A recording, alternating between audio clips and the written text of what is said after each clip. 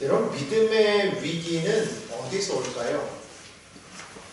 환경입니까? 아니죠. 우리가 지난주에 말씀을 통해서 우리가 느꼈지만 같은 환경을 바라보지만 우리는 서로 다른 언어로 말할 수가 있다는 것을 우리가 느꼈어요. 결국 그것은 뭐의 차이라고 했죠? 해석의 차이라고 했어요. 결국 믿음의 위기는 어디서 오냐면 환경 때문이 아니라는 거예요. 그것을 어떻게 바라보는가, 어떻게 해석하느냐가 우리의 앞날을 결정한다라고 말씀드릴 수가 있습니다. 오늘 민수기 14장은요, 이스라엘 백성들이 어떤 해석을 선택함으로 그들이 엄청난 그러한 실패를 겪은 것을 기록하고 있어요. 여러분이 잘 아는 것처럼 이스라엘 백성들은 어마어마한 기적을 겪었죠. 홍해를 건넜어요. 그거 하나만으로도 사실은 일생일대의 경험 아닙니까? 그런데 그들은 그것만 겪은 것이 아니에요.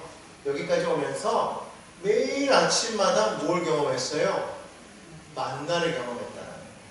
그리고 그들이 물이 없어서 고통당할 때 하나님께서는 모세를 통해서 반석에서 물을 내어 넣으셨지요.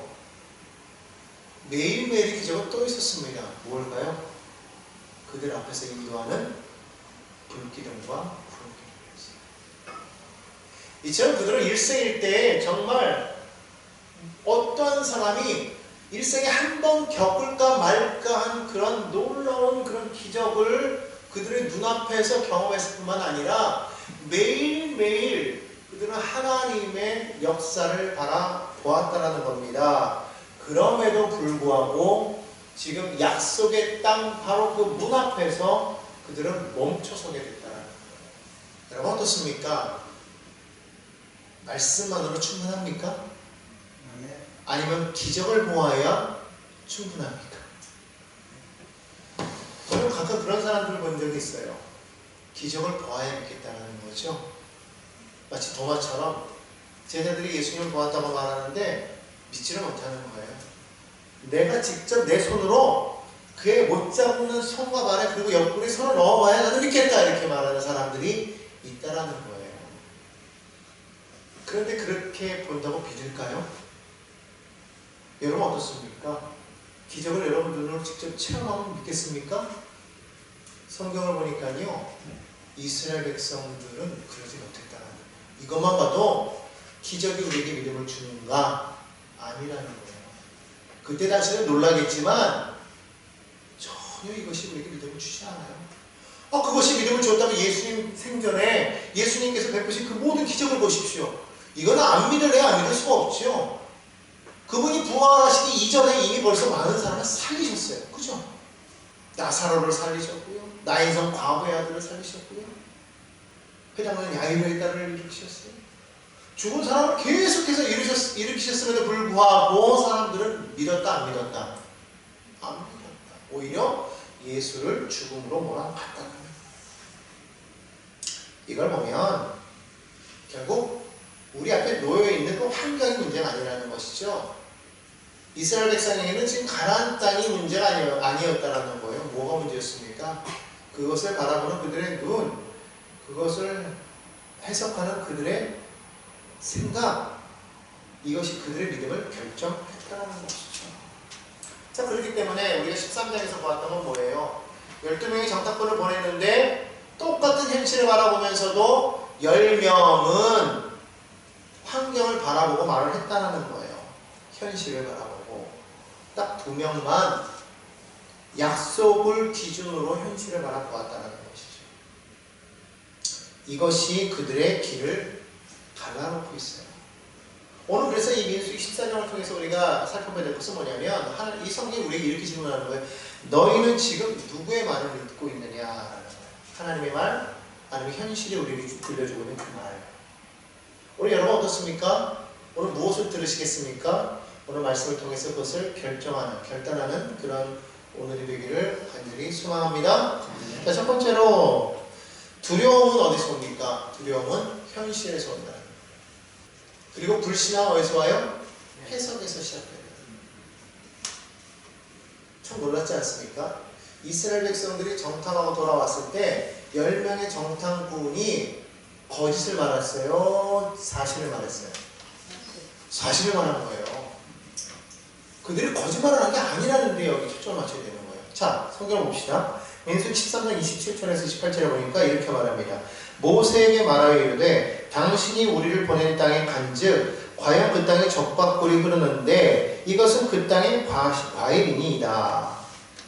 정확하게 보고 얘기합니다. 그러나 그 땅 거주민은 강하고 성읍은 견고하고 심이 클 뿐 아니라 거기서 아낙 자손을 보았으며 이렇게 말을 했어요. 이게 거짓이 아니고 뭐라는 거예요? 사실. 자, 여기까지는 좋았는데 이것을 바라보면서 그들이 그 다음에 이어진 말은요, 하나님을 배제하고 있어요. 하나님의 약속을 지금 포함하지 않고서 이어서 이렇게 말을 합니다. 33절에요.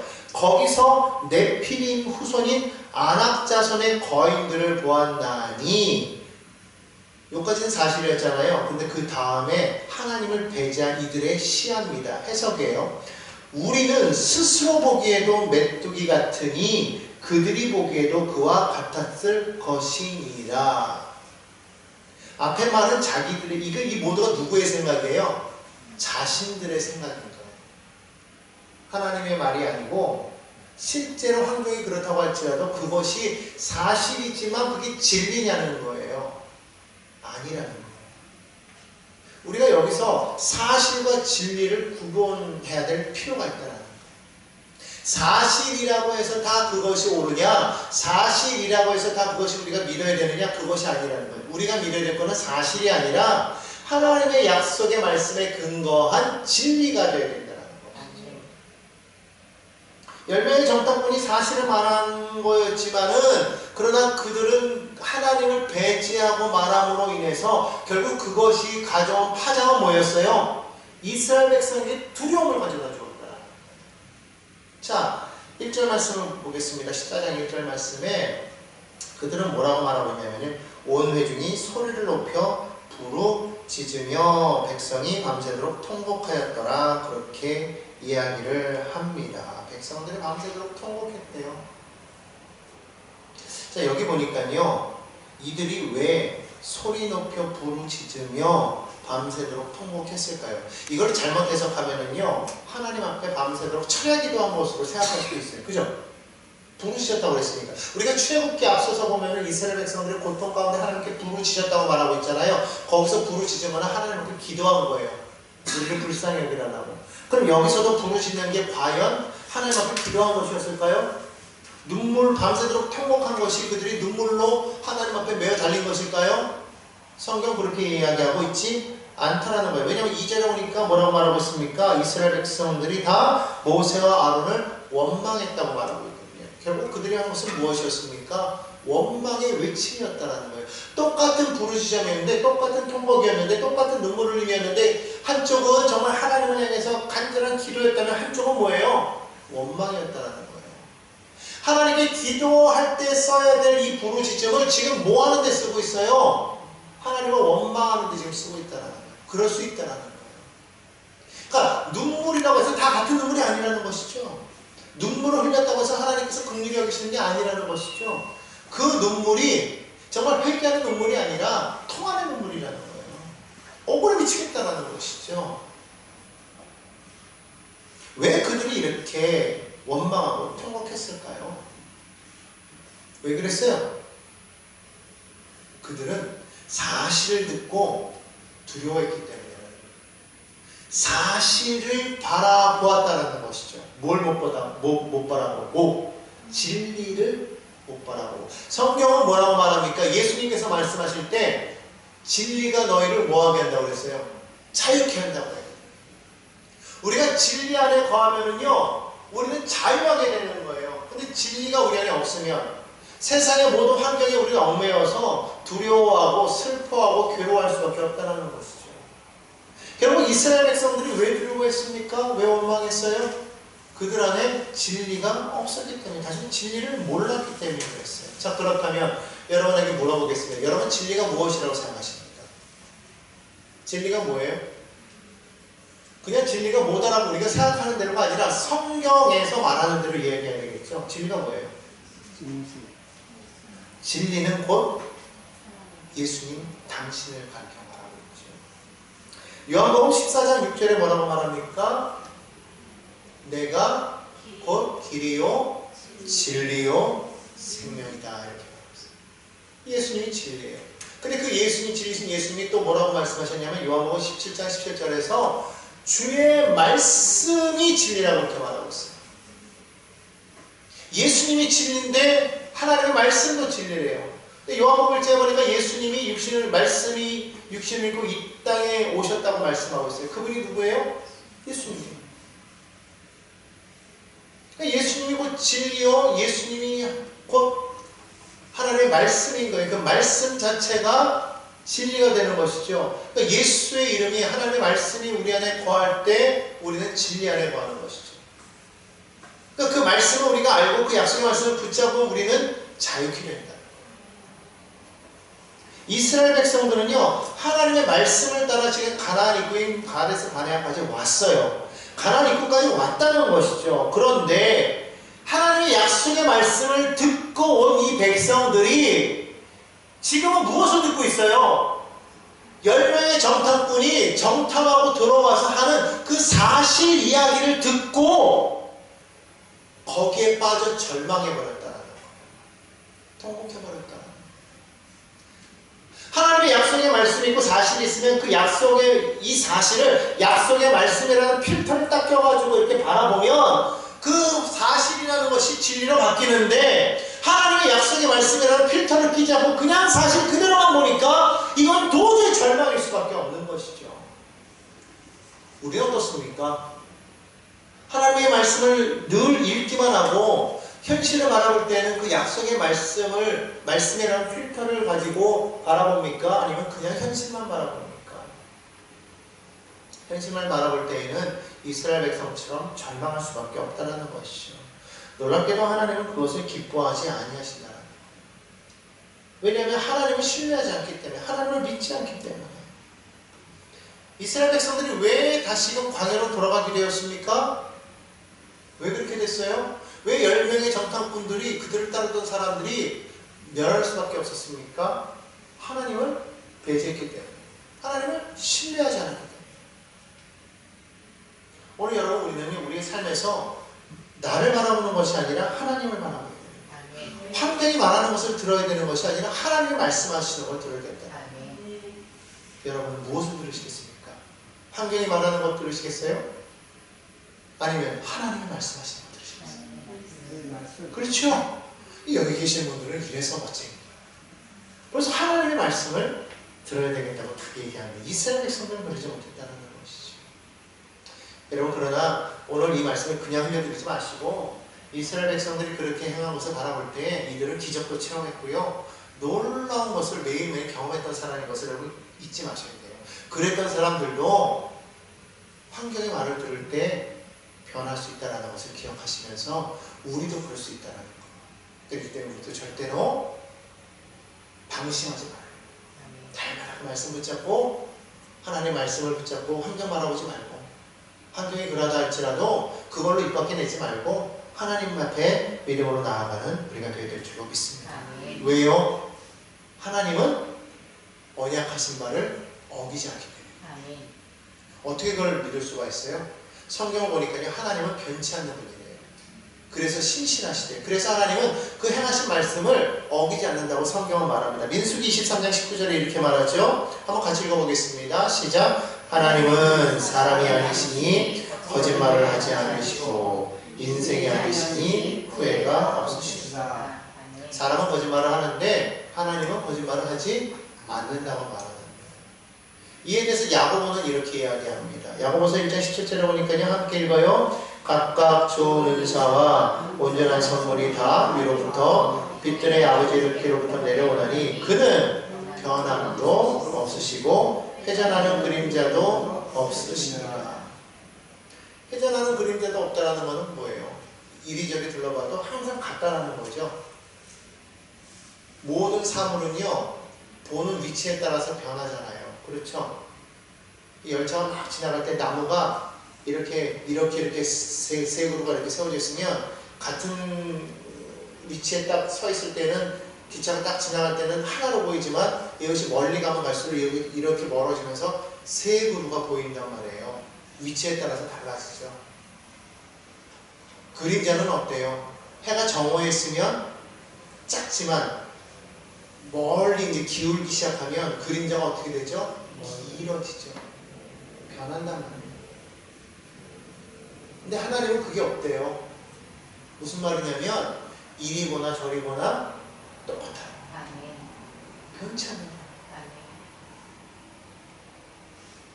히브리서 기자는 이렇게 말합니다. 우리가 잘 아는 말이죠. 13장 8절 말씀 함께요. 예수 그리스도는 어제나 오늘이나 영원토록 동일하십니다. 이건 뭐 우리가 항상 들었던 말씀입니다. 이게 왜 중요하냐? 변하지 않기 때문에. 즉 다시 말하면 그분이 하신 말씀은 과거에 하신 말씀이지만 우리에게는 하나님께는 오늘도 지금 우리에게 하신 말씀인 거예요. 그러니까 그 약속의 말씀은 이 말씀이 예전에 쓰였다고 해서 이거 과거에 쓰여지만 아니야? 아니요. 그 하나님의 말씀은 지금도 동일하게 우리 가운데 이루어진다. 그래서 하나님은 변치 않으시는 분이기 때문에 우리가 환경을 바라보지 말고 하나님을 바라보아야 되는 이유가 여기 있는 거예요. 왜? 환경은 변하니까. 10년이면 뭐가 변해요? 강산이 변해요. 고작 10년 만에 강산이 변하는 거예요. 우리가 일생을 뭐 한 60이요, 강건하면 7, 80이라고 했는데 요즘에 뭐 100세 시대라고 그러지만 그거 다 떠나서 한 60까지 산다고, 70까지 산다고 치고 80까지 산다고 치고 그래봤자 강산이 몇 번 변해요? 세상에 83을 8번 변하고 73을 7번 변하고 143을 10번 변하네. 그러니까 수도 없이 변한다는 소리 그렇죠. 요즘 같은 경우에는 더 빨리 변하죠. 세상은요 변해요. 또 세상은요 변해야만 살아요. 그런데 하나님은요 변하지 않아요. 그럼 변하지 않는 것은 고인 거냐 썩는 거냐 안 해요. 예레미야 에바에 보니까요 하나님은요 아침마다 새롭고 늘 새롭대요. 그러니까 이게 무슨 말이냐면요 늘 새롭고 늘 신선하고 늘 새로운 그 싱그러움이 항상 동일하게 늘 새롭게 또 새롭게 또 리프레시 또 새롭게 또 새롭게. 아멘. 그게 완전히 자체가 뭐 바뀌어서 전혀 다른 걸로 바뀌는 것이 아니라 그 자체가 또 새로워지고 또 새로워지고.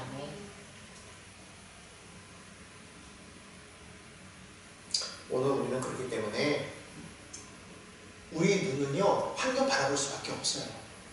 하지만 하나님은 끊임없이 우리에게 말씀하시는 거예요. 그러나 너희는 그런 가운데서도 나를 바라보라. 사무엘상 7절에 보면은 다윗과 골리앗 이야기 나오죠. 사실 우리는 거기서 다윗과 골리앗 이야기보다는 사울과 골리앗의 이야기를 또 봐야 돼요. 왜냐하면 사울, 이스라엘 백성들을 대표하는 이 사울은 골리앗의 그 현상을 보았어요. 외모를 보았어요. 큰 키를 보았어요.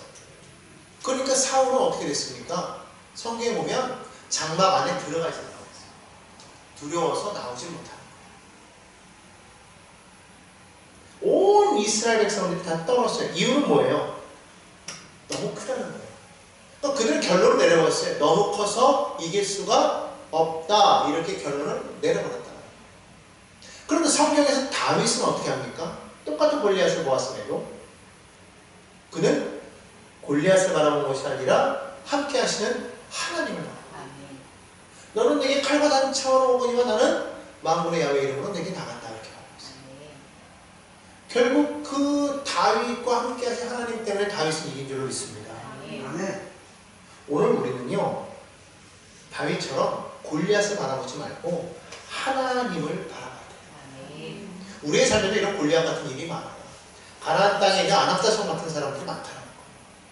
그럴 때 여러분 하나님을 반드시 넣어서 해석하시기 바랍니다. 하나님을 배제하면 안 돼요. 오늘 그럴 때 놀라운 역사가 일어나게 될 줄로 믿습니다. 두 번째로 믿음은 상황이 아니라 뭘 본다고요? 함께 하심을 봐야 돼요. 따라합시다. 믿음은 함께 하심을 보는 것이다.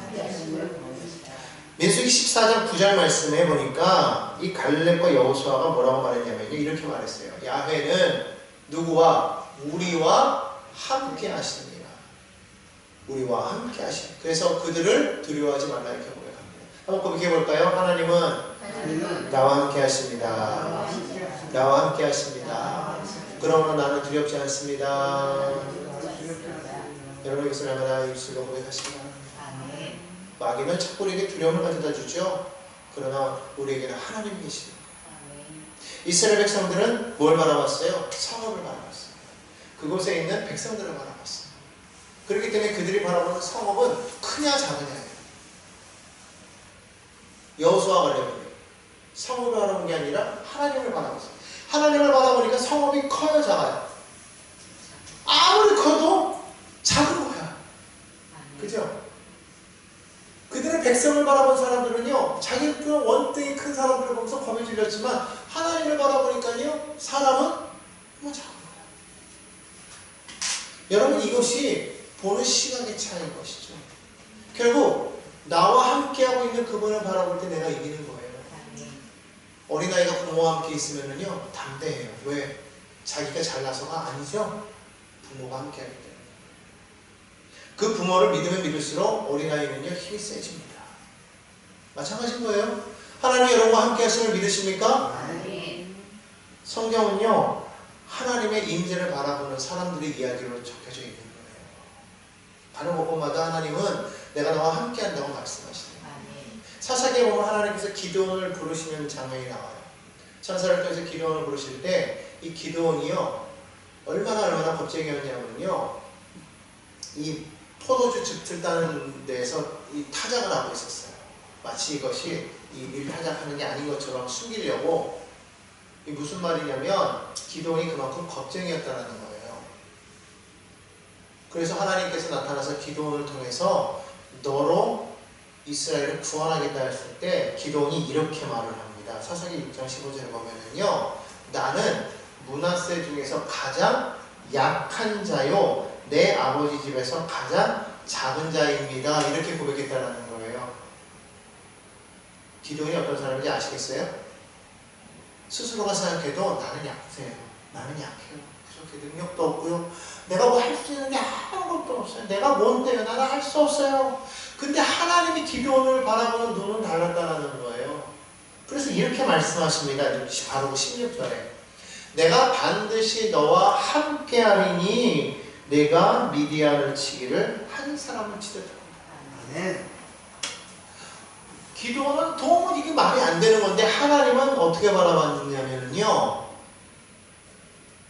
너가 미디안을 한 사람을 치는 것처럼 칠 것이다 이렇게 말합니다.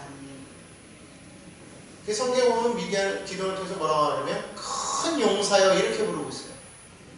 큰 용사. 한번 고백해 봅시다. 나는 하나님 보시기에 큰 용사입니다. 여러분 그렇게 생각 안 들죠? 나는 그렇게 생각 안 들어. 그런데 하나님은 나를 뭐라고 그래요? 큰 용사.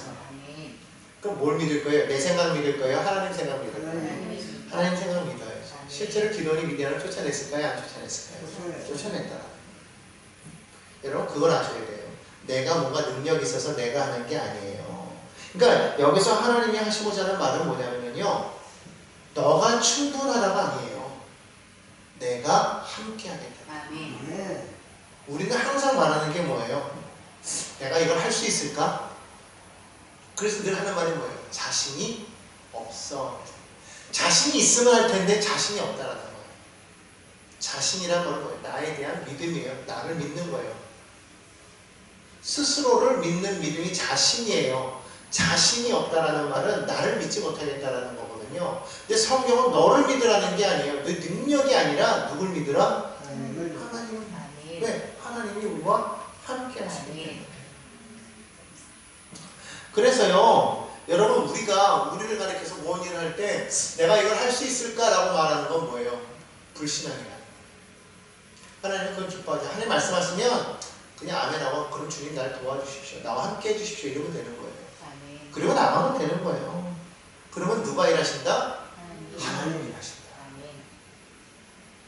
주가 일하시네. 내 힘으로 안 될 때, 빈손으로 걸을 때, 그때가 누구의 때?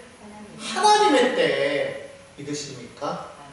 그러니까 하나님으로 하나님 되게 하려면요, 하나님의 일하실 수 있는 그런 자리를 마련해 드려야 되죠. 자꾸 그 자리에서 내가 하려고 하니까 하나님이 일하려고 하다가도 내가 하려고 하면 하나님이 일하시겠어요? 안 하시겠어요? 여러분 절대로 내가 하려고 하지 마십시오. 성경은요 이렇게 말하는 거예요. 이사야 선지자가 말합니다. 41장 10절 우리 잘 아는 말씀이잖아요. 뭐예요? 두려워하지 말라. 내가 너와 함께합니다. 내가 너와 함께하면 뭐 하겠다는 거예요? 너를 도와주겠다. 결론은 뭐예요? 말은 길잖아요. 20절 말씀이 길잖아요. 근데 결론은 뭐냐면 내가 너와 함께해서 너를 도와주겠다는 거예요. 이 말을 다른 말로 하면 뭐예요? 내가 일하겠다. 하나님이 일하십니다. 여러분 이걸 고백하시기 바랍니다. 그러니까 항상 여러분 하나님은요 우리를 상황이 아니라 하나님의 임재의 약속을 우리를 붙잡으시는 거예요. 임재. 그래서 여러분 하나님의 이름을 우리가 말할 때 그분의 이름은 뭐예요? 임마누엘. 이사야 7장 14절에 보면 그런 말이 있거든요. 그의 이름을 임마누엘이라 하리라. 이 말씀을 그대로 마태복음에서 따와서 그의 이름을 임마누엘이라 하리라 하셨으니 이를 번역한즉 하나님이 우리와 함께 계시다 함이라. 이 말입니다. 하나님이 누구와? 나와 함께합니다. 하나님이 우리와 함께함이라. 하나님의 상인이와 함께함이라. 하나님이 우리 집사님과 함께함이라. 권사님과 함께함이라. 믿으십니까? 오늘 이것을 우리가 항상 기억하며 우리가 나아가야 돼요. 여러분 이럴 때 이것을 갈렙은 알았기 때문에 갈렙이 이렇게 고백한 거예요. 그들은 우리의 먹이라. 그들은 우리의 먹이라. 9절 말씀에 그들은 우리의 먹이라. 그들의 보호자는 그들에게서 떠났고 야훼는 우리와 함께 하시느니라. 여러분 우리가 믿음의 사람들을 볼 때는요 참 무모한 것 같아요. 그 말하는 거 보면 왜 이렇게 무모해? 대책이 없어. 왜 그렇게 함부로 말을 해? 그렇게 이야기를 할 때가 많죠. 세상 사람들은 그런다라는 거예요. 그런데 이것이 무모한 이야기가 될 때는요 하나님의 약속의 말씀이 없을 때 그 얘기는 무모한 거예요. 그러나 하나님의 약속의 말씀이 내 안에 충만할 때 내가 그 얘기를 하면은요 그것은 결코 무모한 게 아니죠. 오늘 그렇기 때문에 우리가 알아요. 내가 정말 내 안에 하나님을 정말 신뢰하고 있는가, 하나님 내 안에 와 계시다 이걸 충만하게 믿고 그것을 말할 때는 그것은 결코 낙관적인 무모한 낙관이 아니라 언약의 관점에서의 말이라는 것을 기억하시기를 간절히 바랍니다. 여러분 기억하시기 바랍니다. 이스라엘을 출애굽시킨 그 하나님은, 그리고 홍해를 가르사 그들을 건너가게 하신 그 하나님은, 그리고 매일매일 아침마다 만나를 내려먹이신 그 하나님은 지금도 우리와 동일하게 역사하시는 그 하나님이심을 믿게 되시기를 주님의 이름으로 축원합니다. 시편 기자는 말하죠. 27편 1절에 야훼는 나의 빛이요 나의 구원이시니 내가 누구를 두려워하리요. 여러분 이 말씀 믿고 여러분 마음에 두려움이 다가올 때 단호하게 물리치시기를 바랍니다. 할 수 있거든요. 무슨 말이에요? 믿는 자에게는 능치 못함이 없느니라. 그러므로 우리가 세 번째로 그리고 마지막으로 짚어봐야 될 것은요, 하나님은 우리가 말한 그대로 우리의 믿음을 판단하시다. 같이 한번 읽어볼까요? 하나님은 우리가 말한 대로 믿음을 판단하십니다. 민수기 14장 28절 말씀에 뭐라고 말하고 있어요? 너희 말이 내 귀에 들린 대로 내가 너에게 행하리니. 하나님이 뭐 하시겠다라는 거예요? 들으신다라는 거예요.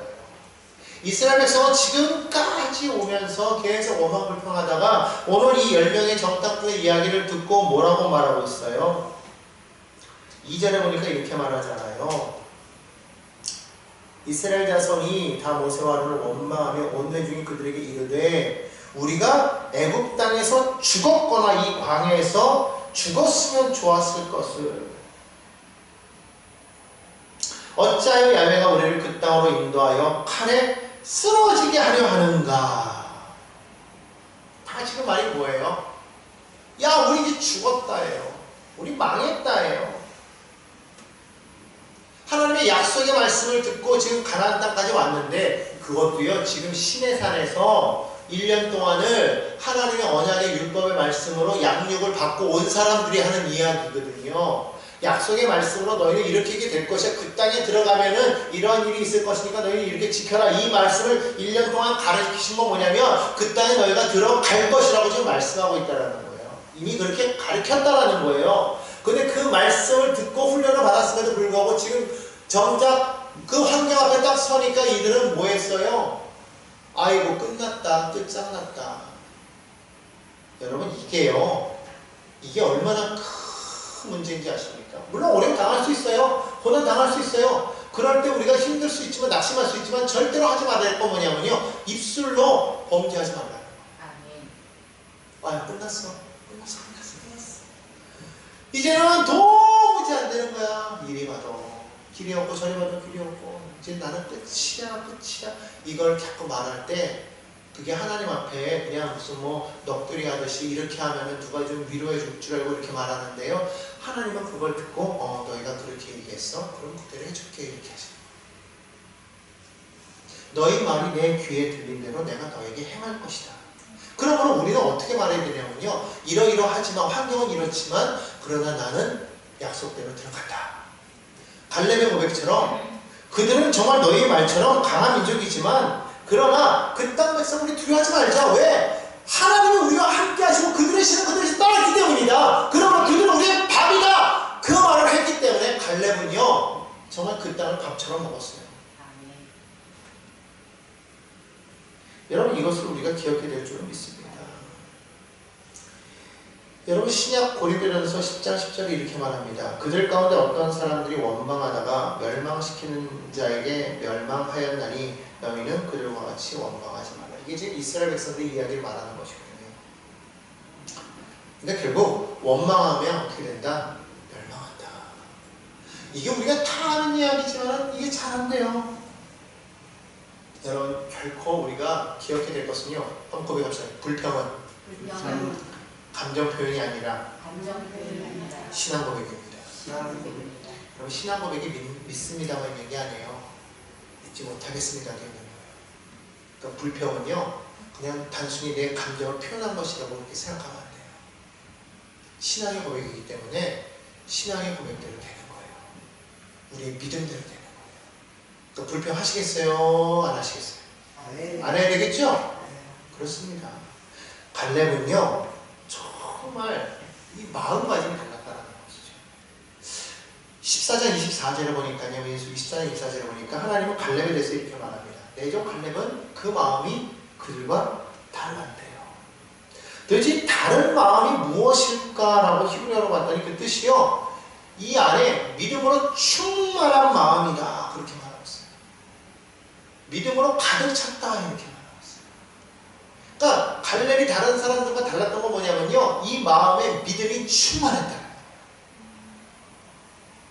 오늘 여러분 그랬기 때문에 이 갈렙이요. 사람의 말을 듣지 않고 10명의 정탐꾼이 뭐라고 말을 해도 갈렙은 믿음으로 말을 했다라는 것이죠. 사람들이 돌을 들이려 치려고 할지라도 그는요. 담대하게 내 안에 채워진 그것으로 말을 했다라는 거예요. 결국 그 사람 마음에 어떠한 것이 담겨져 있느냐가 그의 입술로 나오는 것이기 때문에 여러분이 우리가 행하는 그 말에 대해서 여러분 우리가 항상 점검해 봐야 될 필요가 있어요. 불평의 말이 나오는 사람은 가슴 속에 무엇이 충만하더라? 불평이 가득하다. 믿음의 말이 나오는 사람은 그 마음에 무엇이 충만한 거예요? 그러면 믿음이 충만합니다.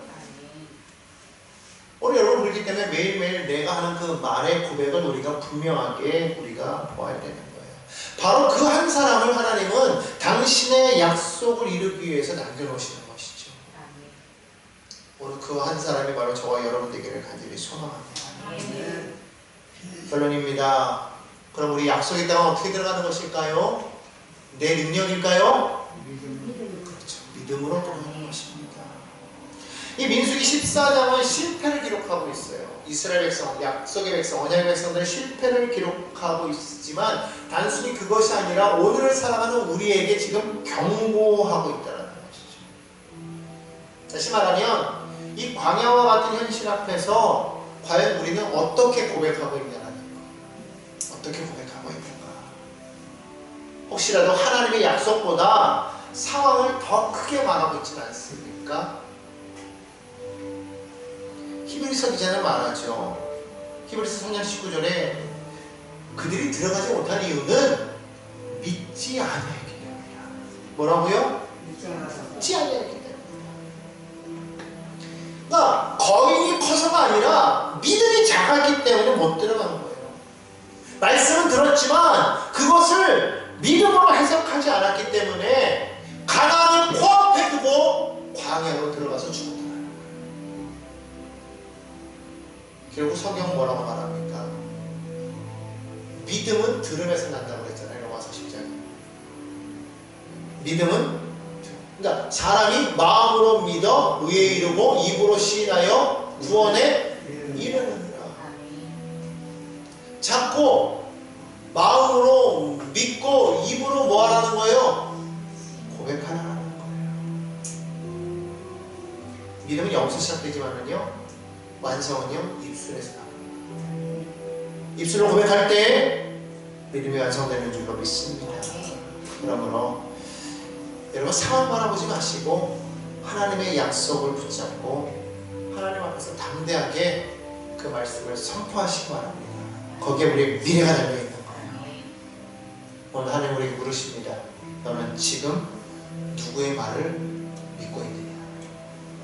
여러분들 누구의 말을 믿고 계십니까? 아멘. 그 말씀 믿고 믿음으로 선포하며 승리하며 삶을 살아가는 믿음의 백성들 다 되시기를 주님의 이름으로 간절히 축원합니다.